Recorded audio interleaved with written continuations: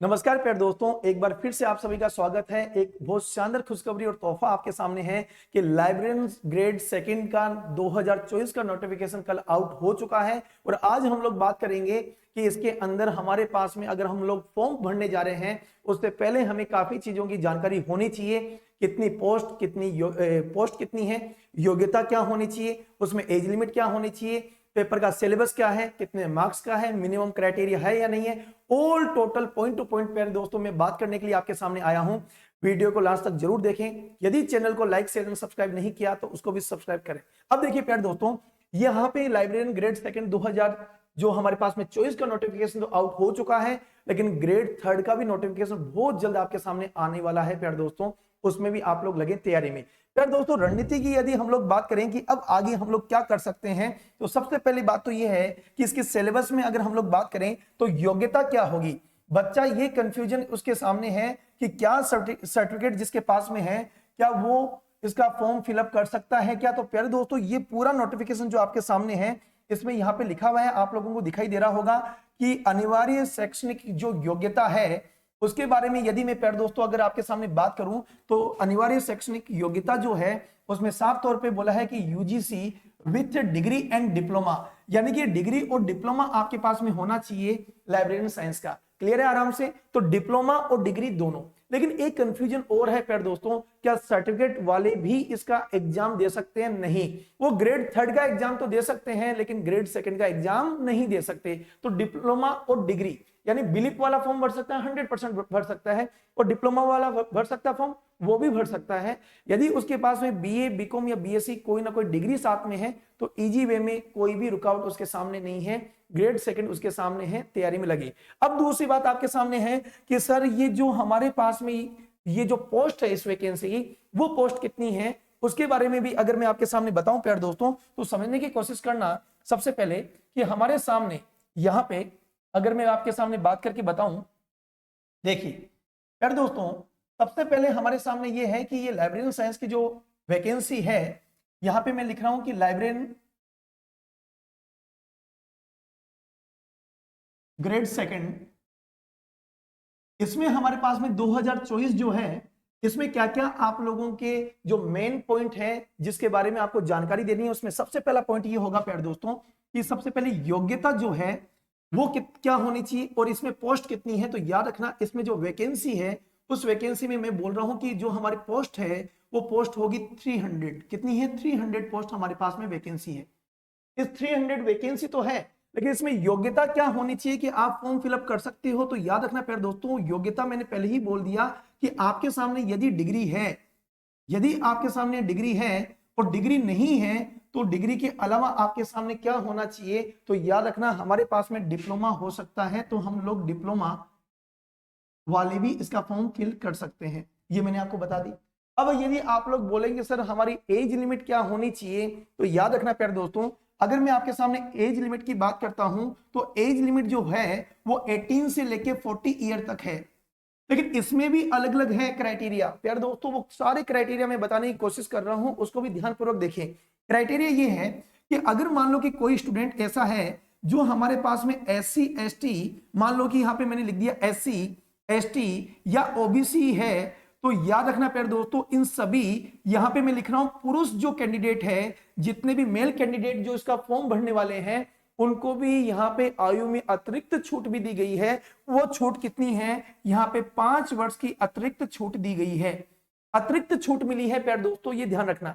दूसरी बात प्यारे दोस्तों, यदि कोई स्टूडेंट बोले कि हम तो SC ST या हमारे पास में यहाँ पे OBC महिला कैंडिडेट है, OBC महिला कैंडिडेट है, तो हम लोग क्या कर सकते हैं, हमें कितनी छूट मिलेगी? अगर उनकी 18 से अगर 40 के बीच में आराम से वो फॉर्म भर सकते हैं, लेकिन इनको भी आयु में छूट दी गई है। यहां है महिला, अगर महिला अभ्यर्थी है तो उनको छूट दी गई है प्यारे दोस्तों 10 वर्ष की। कितने वर्ष की दी गई है? 10 वर्ष की छूट दी गई है प्यारे दोस्तों। इसके अलावा अगर हम लोग बात करते हैं प्यारे दोस्तों, तो याद रखना इसके अलावा हमारे पास में यदि कोई स्टूडेंट ऐसे है जो हमारे पास में, मैं बोल रहा हूं कि जैसे जनरल कैटेगरी हो गई, सामान्य वर्ग, इस सामान्य वर्ग में यदि कोई महिला कैंडिडेट है मैं बात कर रहा हूं केवल महिला कैंडिडेट की। अगर कोई महिला कैंडिडेट है तो उनको एज कितनी उनको छूट मिलेगी, तो याद रखना केवल 5 वर्ष की महिला कैंडिडेट को भी एक छूट मिलेगी। तो वो मैं यहां पे लिख के दे रहा हूं कि 5 वर्ष की छूट मिलेगी। पुरुष को छूट मिलेगी नहीं, सामान्य वर्ग पुरुष को कोई भी छूट नहीं मिलेगी। ये मैंने आपको सारी यहाँ पे एज में भी जो छूट मिली है वो बता चुका हूं। अब दूसरी बात प्यारे दोस्तों, मैं बोल चुका कि पोस्ट कितनी है, 300 है। इसके अलावा योग्यता क्या है, डिग्री और डिप्लोमा दोनों है। एज कितनी होनी चाहिए, 18 से 40 वर्ष होनी चाहिए। लेकिन अगर कोई स्टूडेंट मान लो कोई ट्रेजेडी हो गई और उसमें मान लो कि कोई भी, अगर हम लोग बोल सकते हैं कि कोई अपनी महिला है जो डिवोर्स है, या फिर अपन बोल सकते हैं विडो है, विधवा है, तो उनकी एज लिमिट में कितनी छूट है, तो उनकी कोई भी एज लिमिट यहाँ पे फिक्स नहीं है। उनकी जो भी एज लिमिट है वो इसका फॉर्म फिल कर सकती है। क्या समझ में आ गई? विडो और मैंने क्या बोला, डिवोर्स अगर किसी का है तो वो फॉर्म फिल कर सकते हैं। अब आप आगे देखिए। अब प्यारे दोस्तों आगे अगर हम लोग बात करते हैं इसी के अंदर, तो याद रखना आगे हमारे सामने और भी कई डाउट्स है। क्या बाहरी राज्य वाले स्टूडेंट्स क्या इसका फॉर्म फिलअप कर सकते हैं क्या? तो प्यारे दोस्तों याद रखना, यदि कोई बाहरी राज्य के हैं, दूसरे राज्य के स्टूडेंट जो हैं, दूसरे राज्य के जो स्टूडेंट हैं, दूसरे राज्य के जो स्टूडेंट विद्यार्थी हैं, वो इसका फॉर्म फिल कर सकते हैं। लेकिन वो किस कैटेगरी से फॉर्म फिल करें, तो यानी कहने का मतलब दूसरे राज्य की किसी भी कैटेगरी का स्टूडेंट होगा, राजस्थान की यदि किसी वैकेंसी में अगर वो फॉर्म फिल करता है तो उसको काउंट किया जाएगा सामान्य वर्ग में। किसमें? वह सामान्य वर्ग से वह फाइट कर सकता है प्यारे दोस्तों। तो मैंने यहां पे लिख दिया सामान्य वर्ग। क्या लिख दिया? सामान्य वर्ग।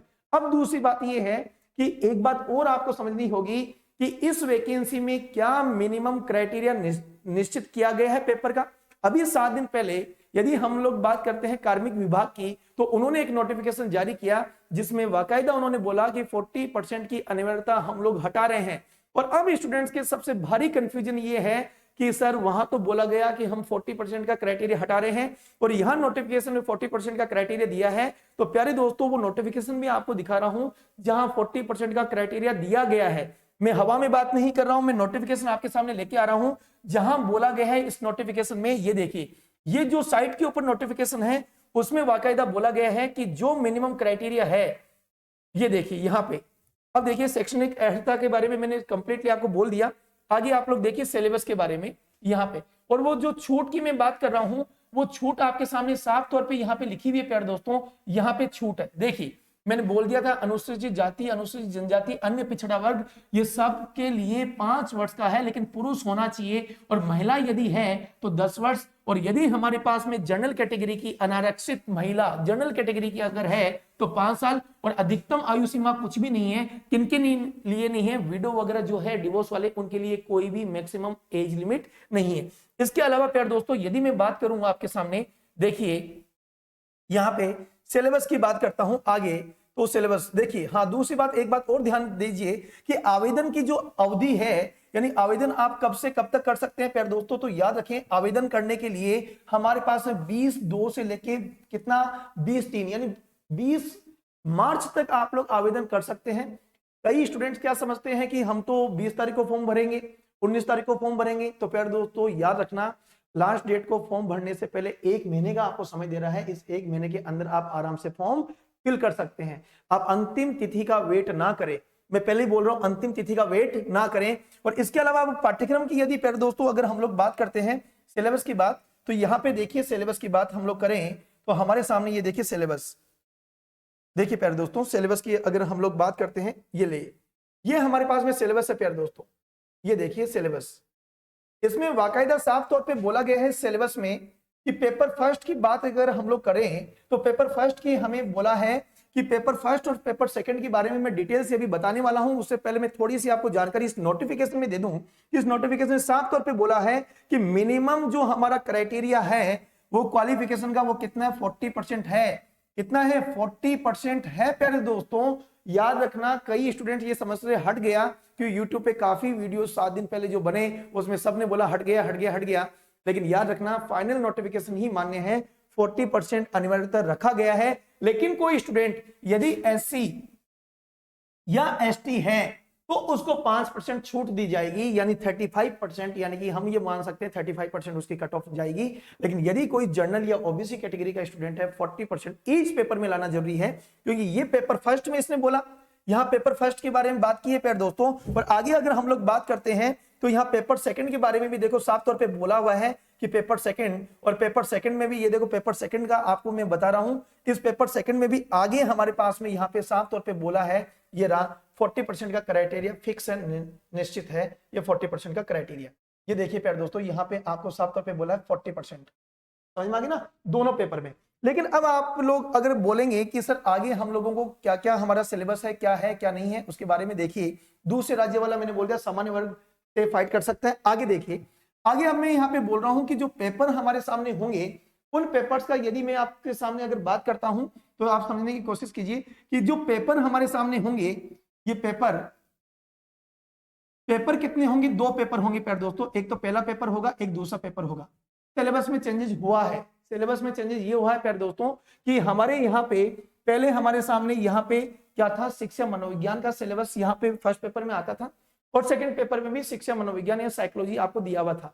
लेकिन सेकंड पेपर से अब साइकोलॉजी हटा दिया गया है, इसमें इंडिया और वर्ल्ड का जीके भी था, उसको भी हटा दिया गया है। केवल अब ये रहा हमारे पास में, वो रहा केवल सब्जेक्ट, यानी केवल सब्जेक्ट का ही पेपर होगा। और ये हमारे पास में यहाँ पे क्या होगा, यहाँ पे जीके मैं बोल सकता हूं, जीके में क्या क्या आपको तैयार करना होगा उसके बारे में डिटेल से समझा दूं।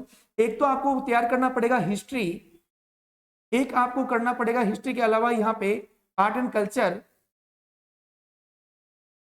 एक आपको करना पड़ेगा ज्योग्राफी। ये अपने सामने एक सिलेबस तो ये है प्यारे दोस्तों, ये हिस्ट्री, आर्ट एंड कल्चर और ज्योग्राफी। काफी स्टूडेंट्स बोलेंगे सर पॉलिटी आएगा, नहीं आएगा पॉलिटी, केवल हमारे राजस्थान के 3 सब्जेक्ट आएंगे, Rajasthan history, Rajasthan art and culture और ज्योग्राफी। इसके अलावा आपके सामने इंडिया का क्या क्या आएगा प्यारे दोस्तों, तो याद रखना इंडियन ज्योग्राफी भी आएगी, और इंडियन हमारे पास में क्या आएगा, इंडियन हिस्ट्री भी आएगी। ये 2 सब्जेक्ट आपको एक्स्ट्रा तैयार करना होगा, तब जाके हमारे पास में ये जो फर्स्ट पेपर है वो कंप्लीट होगा। करंट अफेयर्स तो आएगा प्यारे दोस्तों, और इसके साथ में हमारा शिक्षा मनोविज्ञान भी साथ में आएगा। तो मैं सिलेबस की बात करूं, history, culture, geography, Indian geography, Indian history, इसके साथ में करंट अफेयर्स, और उसके साथ में हमारा शिक्षा मनोविज्ञान आएगा, जिसको हम बोलते हैं साइकोलॉजी। तो मैं यहाँ लिख दूं आपके सामने शिक्षा मनोविज्ञान, यहाँ पे शिक्षा मनोविज्ञान, ये मैंने आपके सामने लिख दिया, शिक्षा मनोविज्ञान का भी हमारे सामने आएगा। यहां हमारा सब्जेक्ट आएगा प्यारे दोस्तों, अभी मैं सिलेबस आपको बताने वाला हूं, और उस सिलेबस में मैं कंप्लीटली चीजें आपको बताऊंगा। अब आप लोग समझने की कोशिश कीजिए पेपर कितने कितने मार्क्स का होगा। तो प्यारे दोस्तों समझने की कोशिश करना कि जो हमारे सामने जो पेपर होगा वो पेपर कितने कितने मार्क्स का होगा। तो उसके बारे में अगर हम लोग डिटेल से अगर बात करें तो आगे अब हमारे सामने ये देखिए, यहाँ पे है, ये देखिए प्यारे दोस्तों पेपर हमारे सामने क्या है, यहाँ पे साफ तौर पे बोल दिया जो हमारे पास में एग्जाम होगा उसमें 400 मार्क्स का पेपर होगा। तो आप बोलोगे एक ही पेपर 400 मार्क्स का होगा, नहीं प्यारे दोस्तों, यहाँ पे पेपर हमारे 2 पार्ट में डिवाइड होंगे। एक तो होगा पेपर फर्स्ट और एक होगा पेपर सेकंड। पेपर फर्स्ट में 100 क्वेश्चन आएंगे, कितने प्रश्न आएंगे, 100 प्रश्न आएंगे, और वह कितने मार्क्स के होंगे, कितने नंबर के होंगे, तो याद रखना वह कितने मार्क्स के होंगे। तो मैं यहाँ पे मार्क्स लिखता हूं 200 मार्क्स के। तो समय कितना मिलेगा प्यारे दोस्तों, जो टाइम मिलेगा वो 2 घंटे का समय मिलेगा। कितने घंटे का, 2 घंटे का समय मिलेगा। यहाँ पे साफ तौर पे बोला हुआ है कि 400 मार्क्स का पेपर होगा। There will be 2 papers, 2 paper होंगे। बोथ पेपर कहां साल भी 200 मार्क्स ईच। तो 200 मार्क्स मैंने बोल दिया ईच। यहां पे भी हमारे पास में प्रश्न कितने होंगे, तो याद रखना 100 प्रश्न होंगे, और साथ में हमारे मार्क्स कितने होंगे, वह होंगे हमारे पास में कितने, 200 मार्क्स का होगा। और यहाँ पे समय कितना होगा प्यारे दोस्तों, वो समय हमें कितना मिलेगा, 2 घंटे का समय मिलेगा। अरे कितने घंटे का मिलेगा, 2 घंटे का समय यहाँ पे भी मिलेगा। यानी कि आप लोगों को सारी डिटेल मैंने बताई है। अब पेपर फर्स्ट की यदि मैं बात करता हूं प्यारे दोस्तों, तो पेपर फर्स्ट में यहाँ पे बोला हुआ है कि each question paper will be carry maximum 200 marks बोल चुका। ड्यूरेशन हमारे पास में 2 आवर, ये भी बोल चुका। Question paper will be carry 100 questions, ये मैं बोल चुका। 100 क्वेश्चन का हमारा पेपर होगा, सारी डिटेल बोल चुका। नेगेटिव मार्किंग होगी प्यारे दोस्तों, याद रखना नेगेटिव होगी, और नेगेटिव कितनी होगी उसके बारे में हमें बोला है 1/3 नेगेटिव होगी। कितना होगा उसके बारे में देखो, रॉन्ग आंसर 1, देखो यहाँ पे 1/3 बोला है, साफ तौर पे दिखाई दे रहा होगा आप लोगों को। यहाँ पे और बड़ी स्क्रीन कर दूं ताकि आप आराम से इसको रीड कर सकते हैं। कि 1/3 हमारे पास में क्या होगी, नेगेटिव मार्किंग। आगे अगर प्यारे दोस्तों हम लोग बात करते हैं, देखिए यहाँ पे साफ तौर पे बोला है द मिनिमम क्वालिफिकेशन मार्क्स कितना होना चाहिए, 40%। लेकिन अगर हमारे कोई स्टूडेंट ऐसे हैं विद्यार्थी जो एससी या एसटी स्टूडेंट्स विद्यार्थी हैं, महिला या पुरुष कोई भी, उनको 5% यहाँ पे छूट का प्रावधान भी रखा गया है। क्या समझ में आ गई? तो ये मन में ना रखें कि 40% है या नहीं है, क्योंकि पिछली बार की भर्ती में भी प्यारे दोस्तों बहुत बड़ी समस्या ये क्रिएट हुई कि स्टूडेंट्स का फर्स्ट पेपर में प्रॉब्लम क्रिएट हुई, किसी का सेकंड पेपर निकल गया, अच्छे मार्क्स थे लेकिन जीके। देखो होता क्या है कि काफी विद्यार्थी ऐसे भी होते हैं जो कहीं ना कहीं मान लो कॉलेज वगैरह में पढ़ा रहे हैं या कोई प्राइवेट कॉलेज, गवर्नमेंट कॉलेज कहीं ना कहीं पढ़ा रहे हैं, गेस्ट फैकल्टी के रूप में हैं, तो उनके सब्जेक्ट के ऊपर तो कमांड है, लेकिन साथ साथ में इतना समय नहीं मिल पाता कि वो जीके को भी बराबर वेटेज यानी टाइम दे पाए। तो होता क्या है कि फर्स्ट पेपर नहीं निकलता, सेकंड पेपर में मार्क्स आ गए।